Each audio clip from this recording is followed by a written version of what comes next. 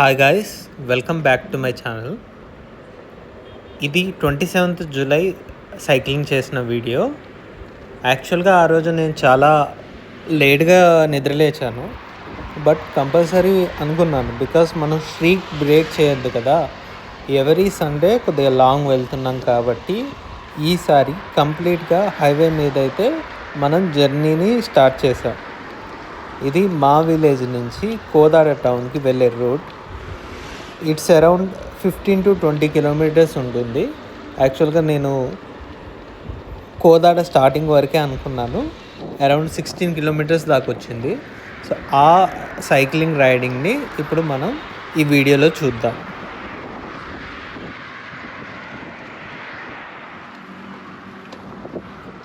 అప్పటికే మనం స్టార్ట్ అయ్యేసరికి చాలా లేట్ అయిపోయింది. వాస్తవానికి చెప్పాలంటే ఇట్స్ అరౌండ్ 10:30 AM. జనరల్గా మనం సన్ రైజ్ అప్పుడు స్టార్ట్ అవుతూ ఉంటాం సైక్లింగ్ రైడ్కి. ఎలాగో సండేనే కదా అని లేట్గా లేసాను. అండ్ ప్రీ ఆక్యుపైడ్ ప్లాన్స్ ఉన్నాయి, కోదాడ వెళ్ళే పని ఉంది కాబట్టి. సో అదేదో మనం సైకిల్ రైడ్ తోటే కంప్లీట్ చేసుకుందాం. సో 2 వర్క్స్ కంప్లీట్ అయిపోతాయి అనే ఉద్దేశంతో మనం ఇలా సైకిల్ మీద అయితే వెళ్ళడం జరిగింది. ఈసారి మా ఊరి కాలువలో చాలా ఎక్కువగానే ఉన్నాయి నీళ్ళు, బికాస్ ఈ మధ్య 1-2 వీక్స్ బాగానే వర్షం పడింది కాబట్టి, వర్షాలు పడ్డాయి కాబట్టి. సో ఇక్కడ ఫ్లోటింగ్ వదిలినట్టున్నారు. సో ఇక్కడ చూస్తే చాలా నిండుగా పొర్లుతున్నాయి వాటర్ కూడా. సో ఇక్కడ నుంచి మనకి ఖమ్మం పాలేరు రిజర్వాయర్ వరకు ఈ వాటరే వెళ్తుంటాయి.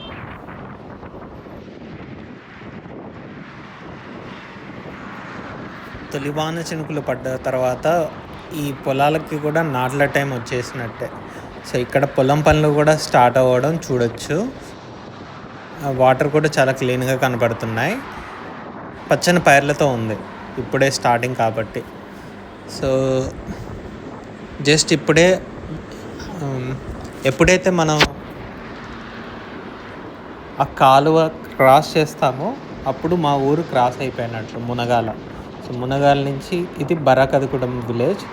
జనరల్గా కింద నుంచి వెళ్తే ఊరంతా కనపడుతుంది. సో మనం లాంగ్ వెళ్తున్నాం కాబట్టి ఇంకా ఫ్లైఓవర్నే తీసుకున్నాం, పైనుంచి వెళ్తున్నాం. ఇక్కడ ఈ ఫ్లైఓవరే ఆల్మోస్ట్ ఒక 2 కిలోమీటర్స్ దాకా ఉంటుంది. సో ఈ 2 కిలోమీటర్స్ దాటిన తర్వాత మనకి ఈ విలేజ్లో ఫేమస్ టెంపుల్ వెంకటేశ్వర స్వామి టెంపుల్ అన్నమాట ఇది. ఇక్కడ స్వామివారు స్వయంభూ వెలిశారు, అందుకే ఇది చాలా ఫేమస్.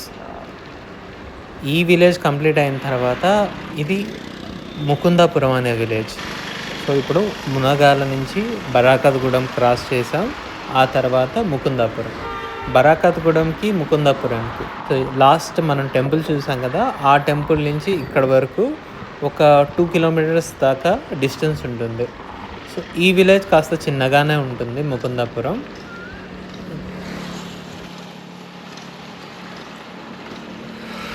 నేను 6th 7th ఆ క్లాస్లో ఉన్నప్పుడు ఈ రోడ్ వైండింగ్ పనులు స్టార్ట్ చేయడం తీసుకున్నారు, జిఎంఆర్ కాంట్రాక్ట్ తీసుకున్నారు. అప్పటి వరకు కూడా ఇది చాలా నేరో రోడ్. అయితే ఇప్పుడు ఈ రోడ్ అంతా కంప్లీట్ అయ్యి కూడా మోర్ దెన్ 12 years అవుతుంది. సో 12 years కాబట్టే ఈ రోడ్డుకి లెఫ్ట్ అండ్ రైట్ సైడ్ చెట్లు కూడా పెద్ద పెద్దగా ఉండడం చూడొచ్చు. ఇంతకుముందు నా చిన్నప్పుడు ఈ రోడ్ వైండింగ్ చేయకముందు మాత్రం రోడ్ చాలా నేరోగా ఉండేది అండ్ చెట్లు చాలా పెద్దగా ఉండేవి. ఎలా ఉండేవంటే, so left side trees, right side trees రెండు కూడా కంబైన్ చేస్తూ ఉండేవి. ముకుందాపురం విలేజ్ వెంటనే కంప్లీట్ అయిపోయింది. But Mukundapuram village and next వచ్చే ఆకుపాముల విలేజ్, ఈ రెండింటి మధ్యలో కూడా మోర్ దెన్ 2 kilometers గ్యాప్ ఉంటుంది. సో ఇక్కడ మనం చూసుకున్నట్లయితే ఇది ఒక స్కూల్. యాక్చువల్గా మా చిన్నప్పటి నుంచి కూడా ఇక్కడ ఒక స్కూల్ అయితే ఉంది. అంతకుముందు బేతానియా స్కూల్ ఉండేది, ఇప్పుడు మాంటిసరీ వాళ్ళు తీసుకున్నారు. అండ్ ఇక్కడ ఈ లెఫ్ట్ సైడ్ మాత్రం కొద్దిగా స్టోన్స్, గ్రానైట్, మేబీ ఇది కంకరకి సంబంధించిన స్టోన్ అనుకుంటా. So so something stone drilling అయితే ఎప్పుడు జరుగుతూ ఉంటుంది. అదే జస్ట్ ఇప్పుడే క్రాస్ అయిపోయాము. ఎప్పుడైతే ఈ హైవే మనకి ప్రొలాంగ్ అయిందో, వైడనింగ్ అయిందో, మధ్యలో ఉన్న విలేజెస్ అన్నీ కూడా ఒక మారుమూలకి పడేసినట్టు అయిపోయింది. బికాస్ ప్రతి విలేజ్కి టచ్ అవ్వకుండా అంతా బైపాస్ అయిపోయింది కాబట్టి. ఇది ఆక్పాన్లో విలేజ్ స్టార్టింగ్ అనమాట. సో ఇక్కడ బైపాస్ స్టార్ట్ అవుతుంది. మనం బైపాస్ తీసుకుందాం. అదే లెఫ్ట్ సైడ్ వెళ్తే మనకి ఆక్పాన్లో విలేజ్ లోపలికి వెళ్ళిపోయే వాళ్ళం. ఈ బైపాస్ కూడా నియర్లీ 1.5 కిలోమీటర్ దాకా ఉంటుంది స్టార్టింగ్ నుంచి ఎండింగ్. ఇక్కడ చూస్తే ఇక్కడ ఈ గ్రీన్ బోర్డ్లో మనం చూడొచ్చు ఆక్పామ్లా విలేజ్ లెఫ్ట్ సైడ్ అని.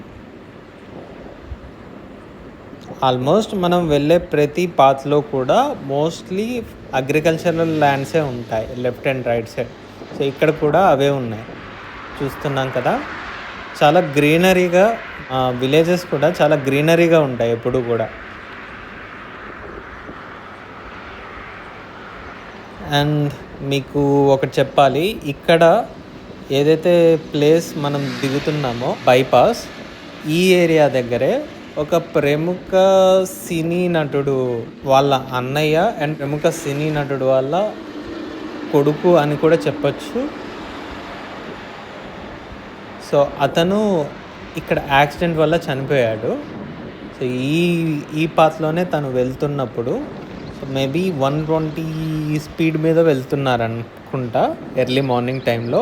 ఆ టైంలో ఆపోజిట్లో రాంగ్ రూట్లో వస్తున్న ఒక ట్రాక్టర్ ఢీకొనడం వల్ల, తను కూడా చాలా స్పీడ్గా ఉండడం వల్ల స్పాట్లో తను చనిపోయాడు.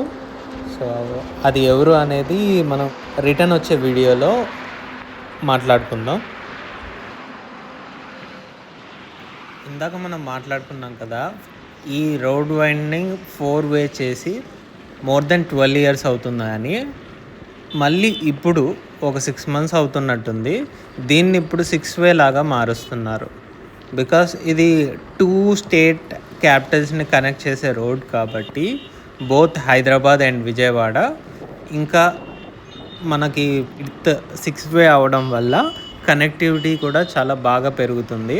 ఆల్రెడీ ఇప్పుడున్న రోడ్ ట్రాన్స్పోర్ట్ చాలా హెవీగానే ఉంటుంది. సో ఇంకా మున్ముందు కూడా ఒక బెటర్ కనెక్షన్ కోసం ఇది 6-వే చేయడం అయితే జరుగుతుంది. ఇప్పుడు మనం కోదాడ బైపాస్ మీదకైతే వచ్చేసాం. జనరల్గా మా ఊరు నుంచి కోదాడ బైపాస్ ఎంత దూరం ఉంటుందో, ఈ కోదాడ బైపాస్ ఒక ఎండ్ నుంచి ఇంకో ఎండ్, సో టోటల్ లెంత్ అంత ఉంటుంది. అంటే నియర్లీ 10 kilometers పైనే బైపాస్ ఉంటుందన్నమాట.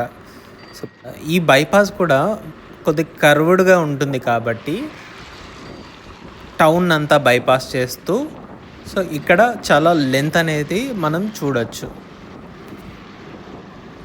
ఎక్కడైతే మనం బైపాస్ స్టార్టింగ్ చూసామో అక్కడే ఒక యూటర్న్ అండ్ టౌన్ నుంచి వచ్చేవాళ్ళు, లోపల నుంచి వచ్చేవాళ్ళు క్రాస్ చేయడానికి ఒక సిగ్నల్ టైప్ కూడా ఉండేది.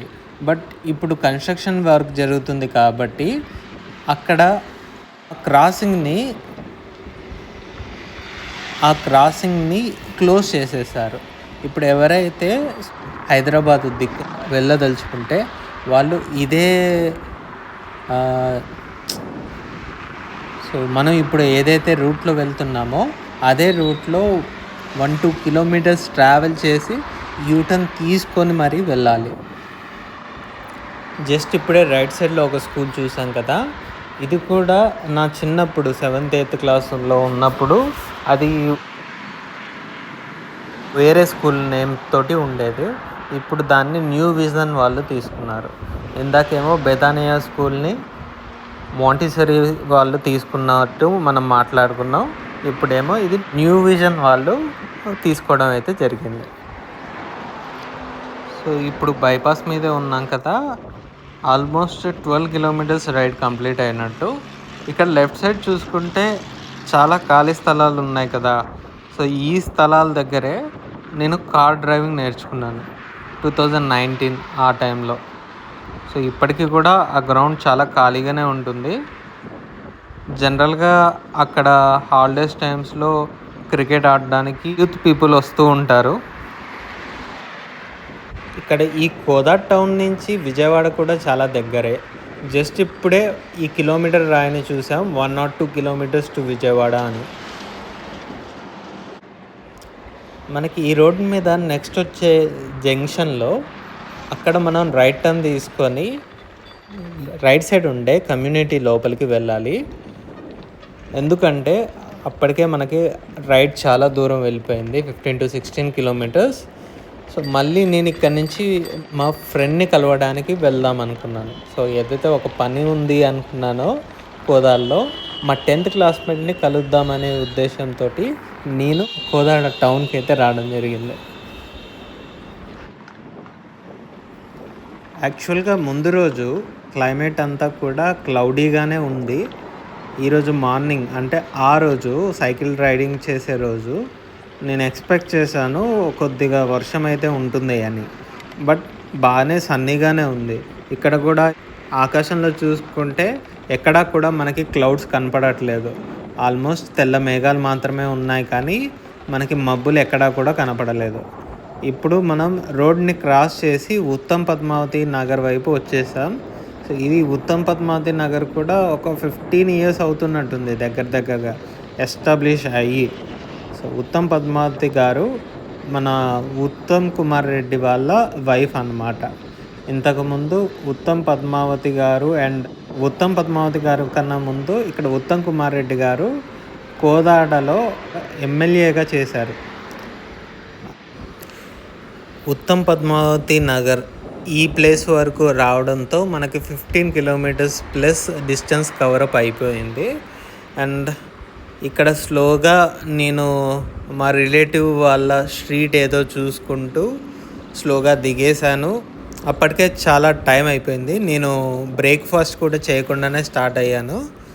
సో నా ఎనర్జీ లెవెల్స్ కూడా ఆల్మోస్ట్ డ్రైన్ అయిపోయాయి. So that's the onward journey of mine to Kodad.